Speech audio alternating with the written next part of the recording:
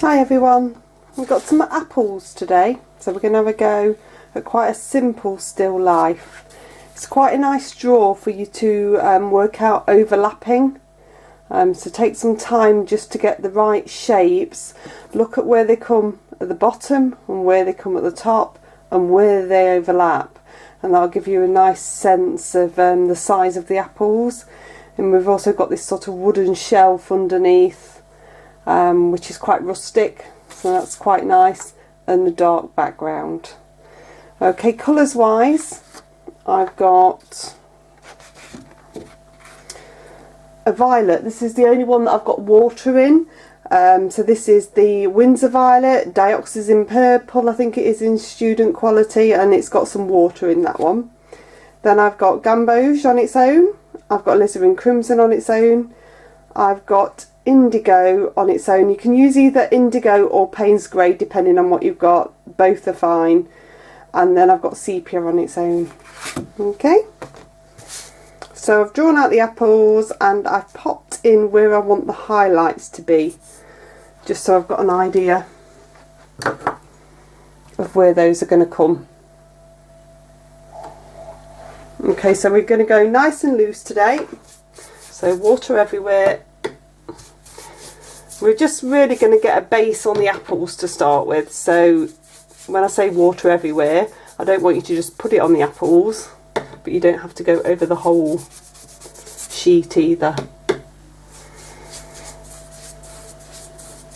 Just make sure you come down over the shelf and just above the apples, so you're getting a nice layer of water so the colours stay nice and soft. So we're going to go nice and bold today, and we're going to do some layering, which will be quite nice. I'm coming in first of all with the Gamboge yellow, so it's neat on the brush, and I just want you to dab in where there's yellow on the apples.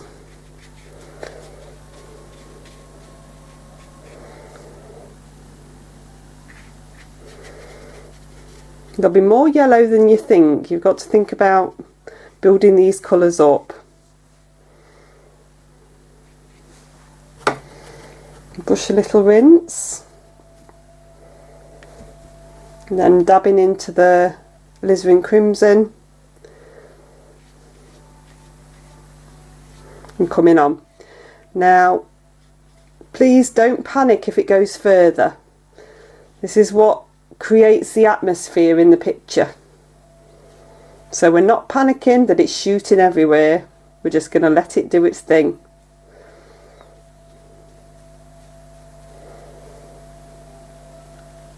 You don't even have to avoid the highlights, because we're going to lift those out. What you will see is that I'm trying to follow the shape of the apple. I'm curving round with the colour. So I keep dabbing my brush back in.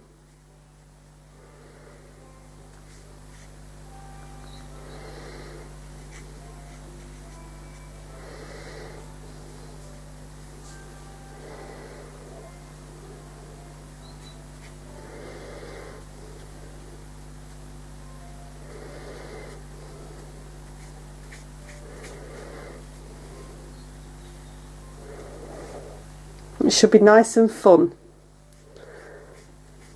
this first layer.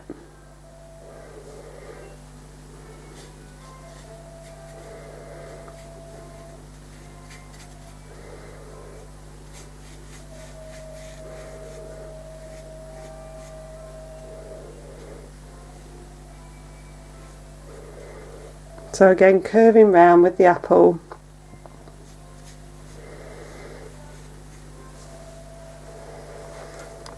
Then I'm going to rinse my brush, make sure it's clean, dab it off on some kitchen towel. I'm going to come along and pull the highlights out. So I want these highlights to be soft.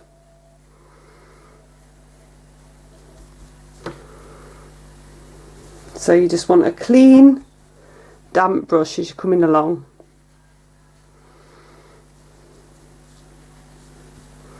You're going to do this several times, so don't panic if it doesn't look like it's lifting at this stage, because you're going to have another layer later which will lift.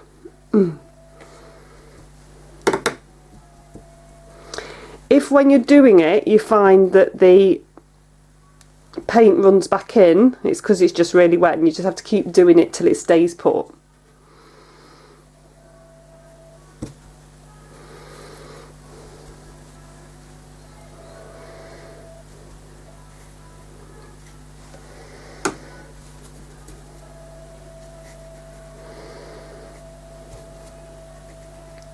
The trick is to make sure your brush is damp but not wet, then you won't watermark. Okay, I'm going to dry that one off now. Okay, so I've dried that off really well, and what I'm going to do now is come on with the second layer. So I've taken a little bit of water on this first apple. I have left the highlight dry this time. So now you're in a little bit more control. You're going to start to build these layers up on the apple. So this is a gamboge yellow. You need to make sure that these are really dry before you come on with the second layer, otherwise you'll just lift the first layer.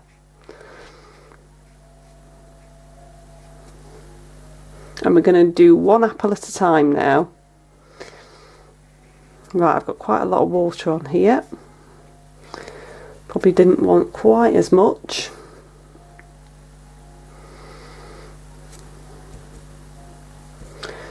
Just dabbing a little bit off with a damp brush, so I don't want puddles. So I want you to focus now on getting a nice edge. It's still like you're drawing with your brush and you're creating that nice circular shape. So just look at where the detail on the apple is. And you can see that you've got these little bits of curves, and that will help give that shape of the apple.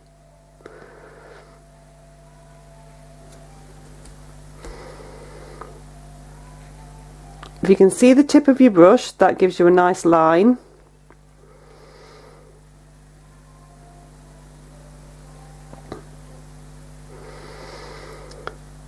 So on this layer we're thinking shape and shadow. So we're going to get a nice shape, that's working really nicely. What you will find with the alizarin crimson is it does fade a bit when you dry it, so if you can wait and not hair dryer it, it will be a lot better for you. I'm going to swap down to a number 6. You don't have to, you can just still use number 10, but just for this first one because it's quite wet, I'm going to swap down. Just to stop it flowing too much. So this is now the purple that I'm coming in with for shadow. I just don't want it to flow too much.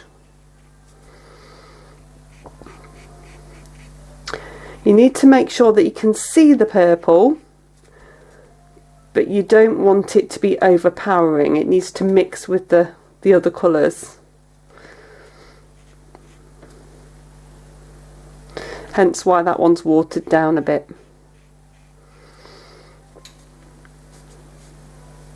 So we can get some nice soft shadows starting to come in here. Okay, so I'm going to let that one dry naturally and I'll work on to another one now. So you can see a couple, but the same principle applies. So I now can't do that one because it's right next to it, so I'll work along and I'll pick a different one. Again, I'm going to leave that little highlight dry this time.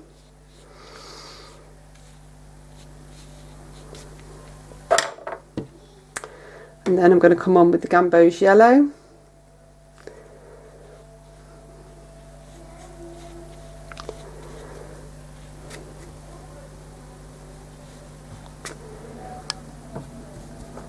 And then in with the alizarin crimson.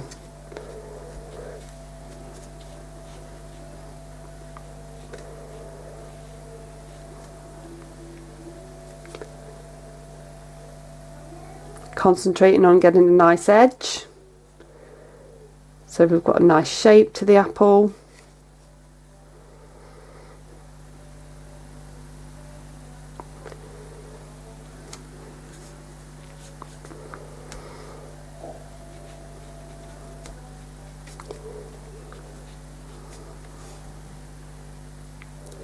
and then we're going to look at the shadow.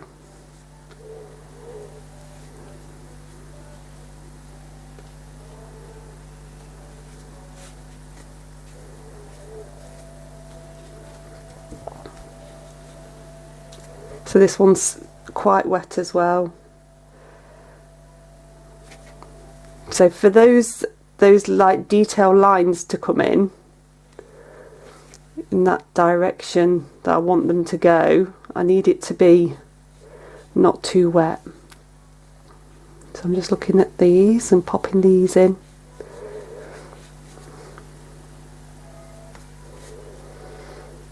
So these are all different directions as it curves around.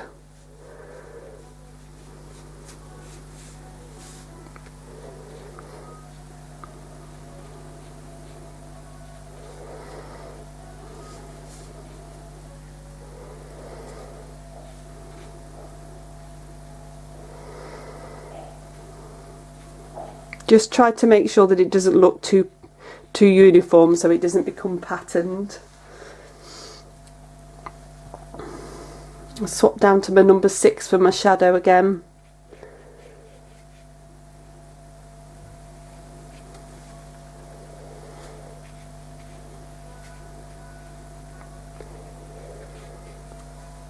The shadow tends to come in 2 stages. You have the soft shadow, which blends in, and then you have the harder shadow in the last stage.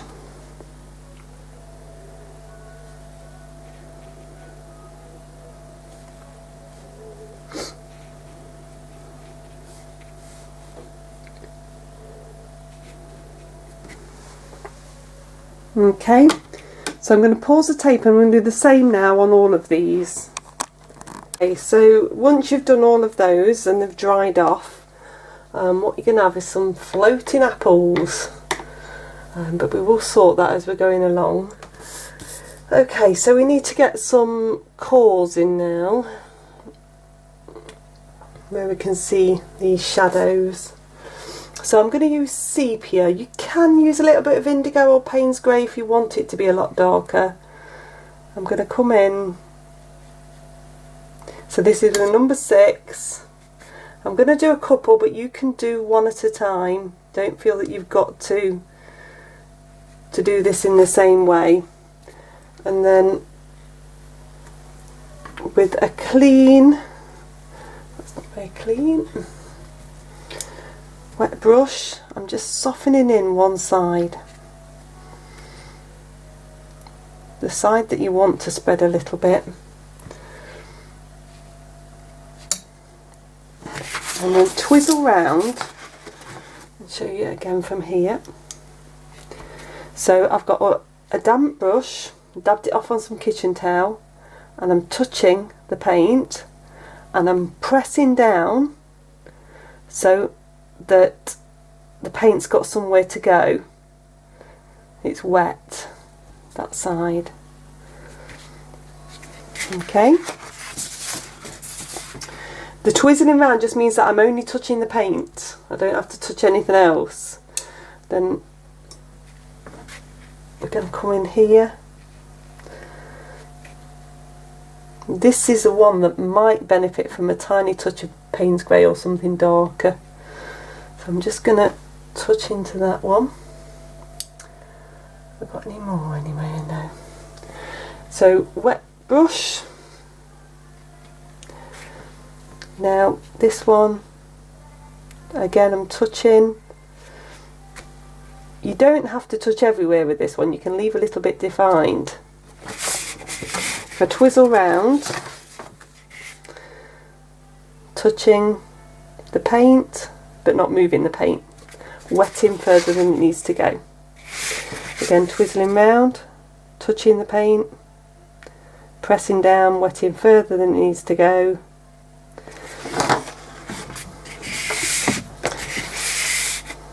And then this is a one that I think will benefit from either a bit of Payne's grey or a bit of indigo, just popping in the centre. Just make sure it's not too wet, your brush is quite dry, and you're dabbing a little bit in.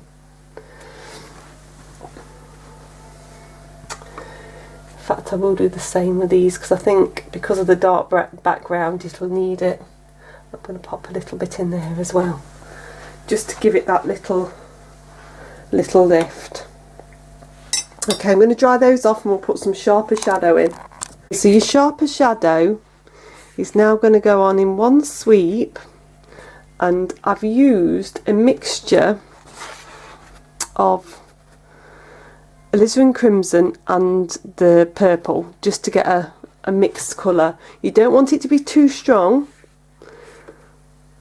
and then you're going to look where your shadow is on the picture and you're going to pop that sharper shadow in. So this one comes in here,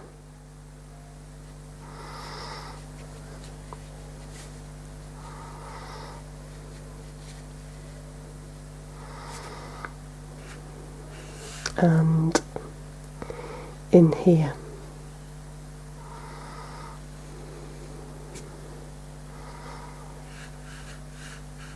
And then this one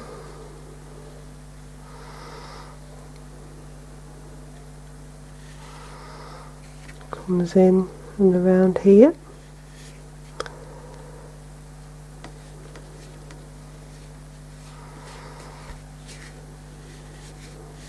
Try and get an even layer because you're going on to dry. This one looks a little bit dark that I've taken in here, but I think it's just because I've loaded the brush, so I'm just going to take a little bit off.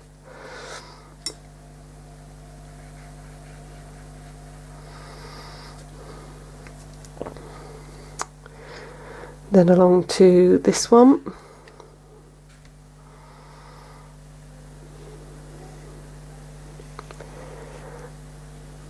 If it's dry, then all the layers will stay put. So you can do this nice and carefully, and those layers will still shine through. That's the importance of drying in between.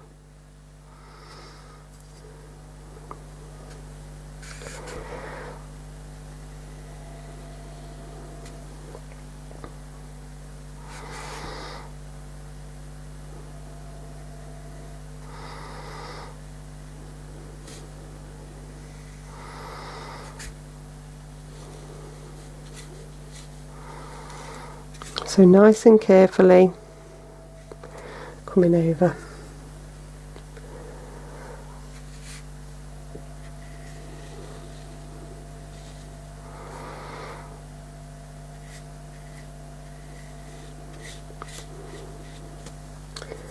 If you're unsure where the shadows are, then just go for towards the bottom.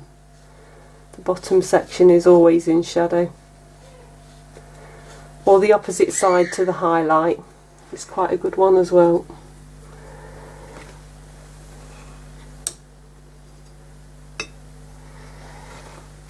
And then these ones at the side are pretty much all in shadow. Okay, so I'm going to dry that one off now. Okay, so we're going to now get this front part of the shelf on. So I've popped a little bit of water just on that lighter section of the shelf, and I'm just taking in a tiny bit of the alizarin crimson.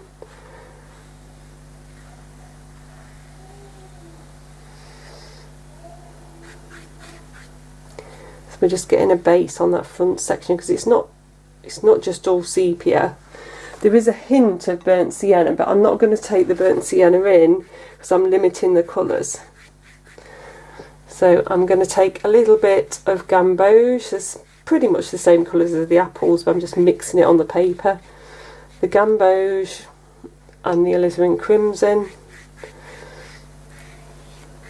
You just want a hint more gamboge in there really, just to make it more orangey. Just mix it around on the paper.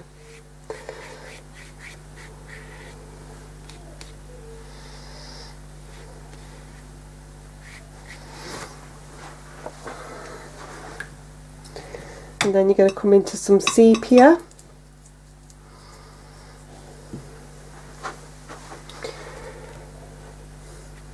And just bring that through.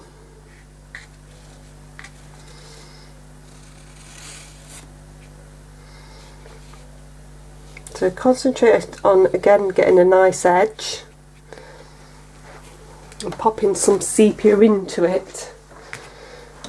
You don't want it to be too light.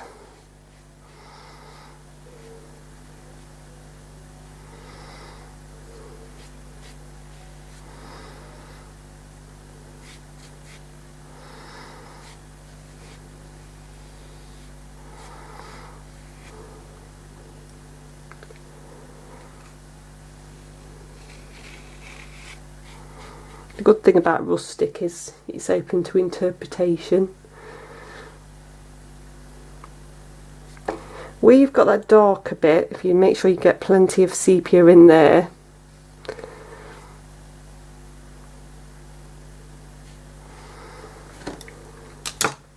and then you want your little bit of plastic card. I'll just pause a minute while I find. Okay, I'm back with my bit of plastic card. And you can run through with a corner just to start to create some texture where the wood grain is, or where there might be these indents. So it'd be quite nice to get a little bit happening here. Some little bits of the grain. We can do some dry brushing after, so you don't have to get it all. But if you want any little darker bits, it's quite nice to get that in. We can get this nice dark knotty detail here.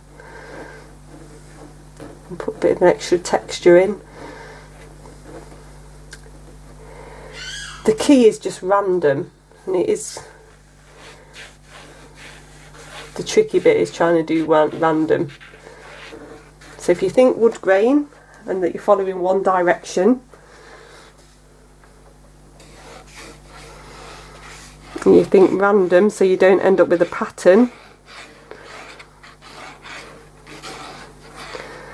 that should start to work quite nicely. So we're just indenting the paper now. There we go. Okay, I'll dry that one off. Okay, so that's dried off now, and it's got quite a nice texture already. What I've got now is my sponge. I've wet it, I've wrung it out really well, and then I've dipped it into the sepia paint. Now, if you're careful, what you'll be able to do is drag along to create a little bit more of a grain effect. So you want to be nice and light, and I'm gently, the sponge mustn't be too wet, you've got to have really wrung it out, dragging along. What's quite good about this is you can't control where the paint's going, which sounds terrible, but it isn't, because it's going to give you a nice natural grain effect. So just drag lightly. If you need a little bit more water, take a little bit more water on. You can always practice on a separate sheet of paper first.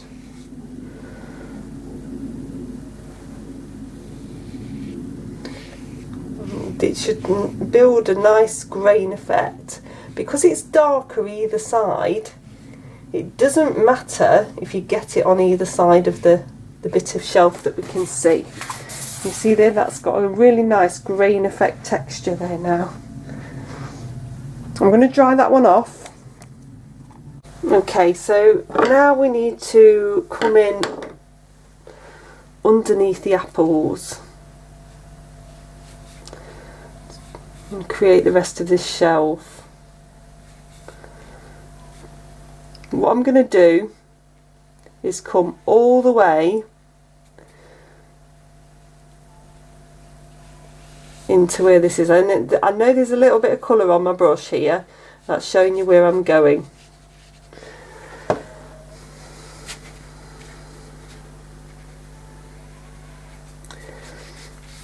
So I want that little bit of water in first of all.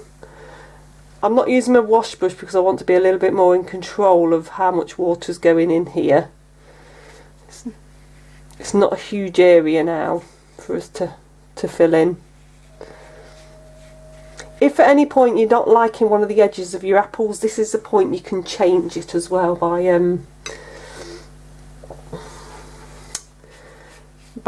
adding a darker edge. So I'll show you how to do that as we're doing it. So first of all, taking in some alizarin crimson.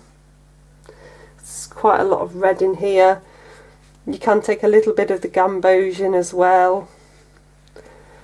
I think I've got quite a lot of the Gambosian from when it's run earlier, so I don't think I need it in this bit. You're getting that hint of red in there. Then you're going to come in with some sepia.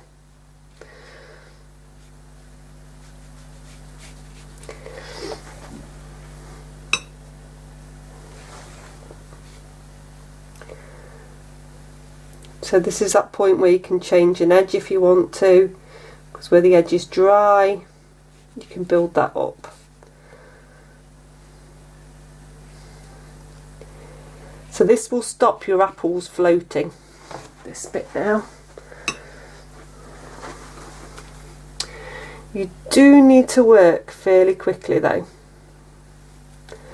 as it will start to dry. So concentrate on getting the dark around the bottom edge of the apple and then letting it bleed forward to the front of this rustic shelf. If you concentrate on your sepia first, and then you can come in with the indigo or Payne's grey after, just to create some additional bits of dark. Darker this is now, the more it'll pop out.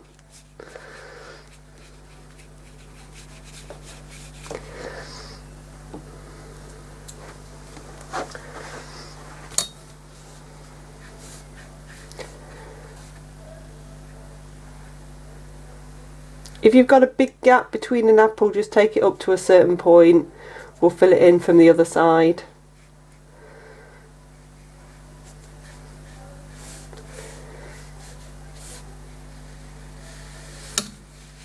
So you want a little hint of that red still showing, so don't eliminate all of that. This is a terrible apple edge, we'll just come over that. Okay, so I'm going to come in now with some indigo. I'm going to use indigo in my background, so nice and thick. Indigo or Payne's grey. And if you concentrate on in between the apples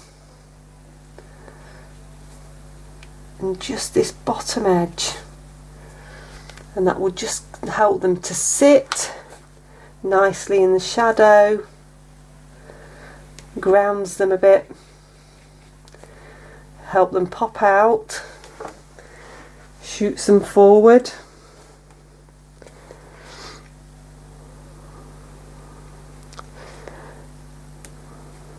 And hopefully you can leave this bit to dry naturally and it'll stay nice and dark.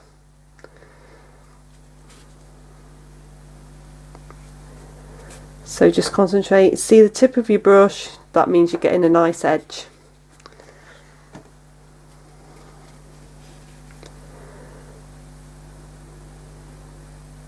And if you can do it whilst it's all wet, then it's going to soften in.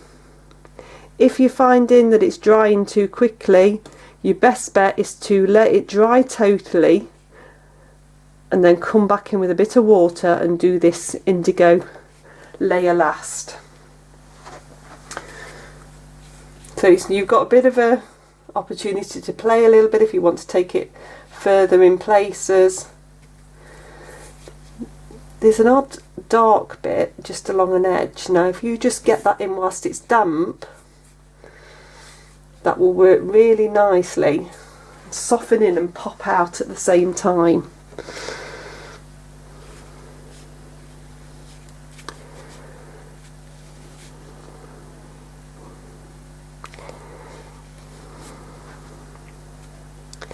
So I've just got a couple of edges. Right, there's a little bit here that's started to watermark because it's dried out, so I'm just going to pop a damp brush on there just to soften that in. Okay, So I'm going to let that bit dry naturally, and then I'm going to come under. So I'll move up a bit so you can see, and start to do this bit at the bottom. So there's a bit of a darker bit of underneath the shelf here as well. So I'm just going to pop a little bit of water on. This doesn't have to be as precise. So I've gone with my wash brush. What it does have to be is a bit darker. So we've just got to make sure we make it darker than the shelf above.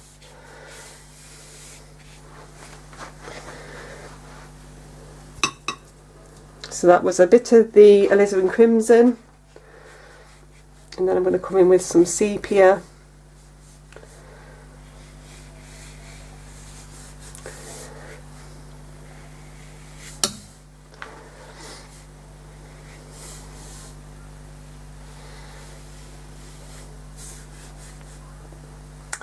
You just want to make sure you're getting a nice edge again on the bottom of the shelf. I'm just going to twizzle round just because it makes it easier for me to get this edge with the camera and the tripod.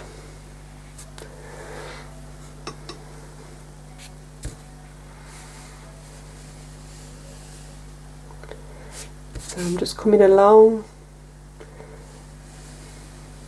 creating a nice edge.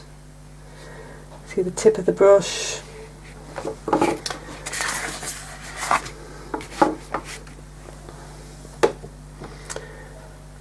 Give my brush a bit of a rinse.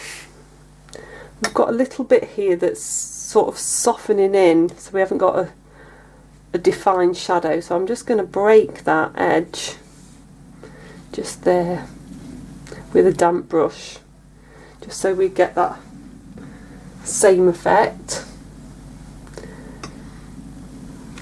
And then I'm going to pop a little bit of additional sepia into that dark area, and a little bit of indigo just in there as well,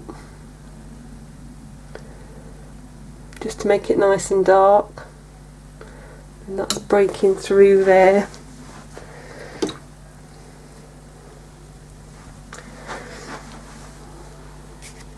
So I can just blend this in, soften that in there, and that will just blend out, and I can just touch and soften in a couple of bits here that will work quite nicely on that section. Okay, I'm going to dry that off. Okay, so I've tipped upside down and I've wet this top section, and it is just a case of going round with the colour and connecting it all together, getting a really nice edge. So this is the indigo, nice and thick, and it's just going to make them pop and stand out. That nice dark.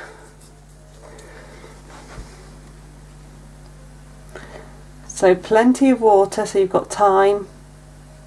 Time needs to be on your side for this bit.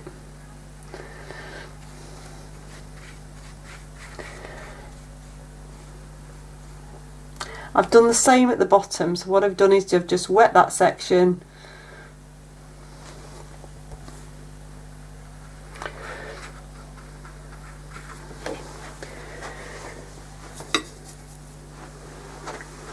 And make sure you've got plenty of indigo to hand.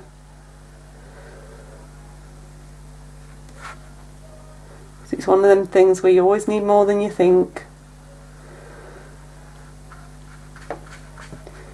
You can fade it out a bit as you're coming towards the top. It doesn't have to be totally dark. It's up to you.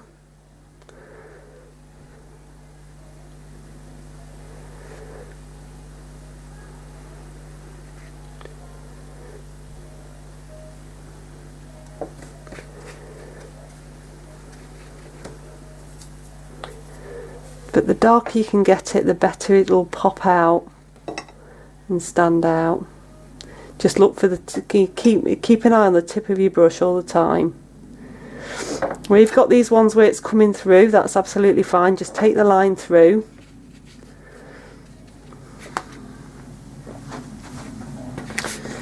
I'll twizzle around now. You can see already that it's popping out, it's standing out really well.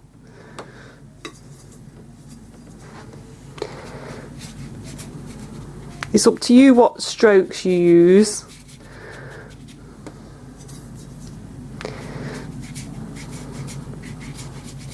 I think a nice sort of vertical stroke works quite nicely. Just make sure that you don't end up with a bit of a halo around the apple, so just pull from really quite close and you won't get that halo effect of dark appearing.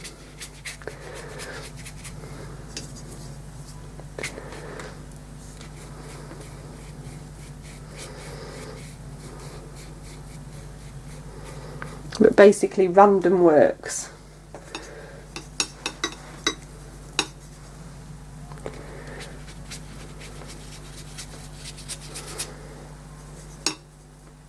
See, it's just starting to dry a bit at the top now. I'm just taking a tiny bit of water in so that it's not too different. Because we're doing the whole section, we should be able to get away with this.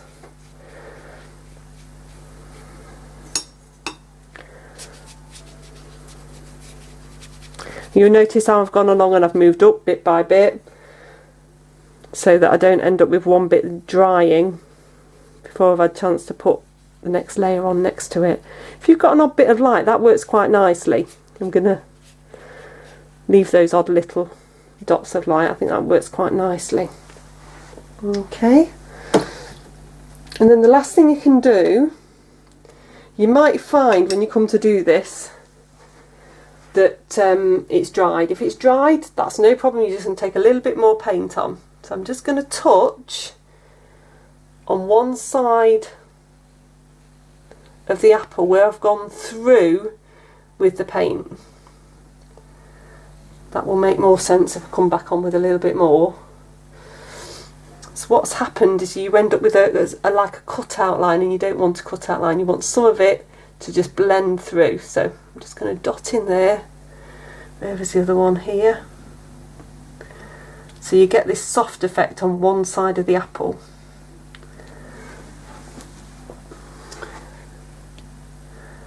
Just going to take a little bit more along here. So you can do this after. Don't feel you've got to do it as part of this stage. It can be done after. And what it's doing is just softening in just one side of the apple. Just going to make sure that it's just, because some of it's running to the edge, I'm just going to soften. It's the thing with indigo, it tends to shoot, so that I get that soft effect on a few of those. And I'm just going to take a little bit up here to do a similar thing. Just a little bit there, just to start to break that edge of the apple away from the other overlapping apple. So then I'm just going to take a little bit of water just in there. Okay, so I'll dry that one off, but that one's finished.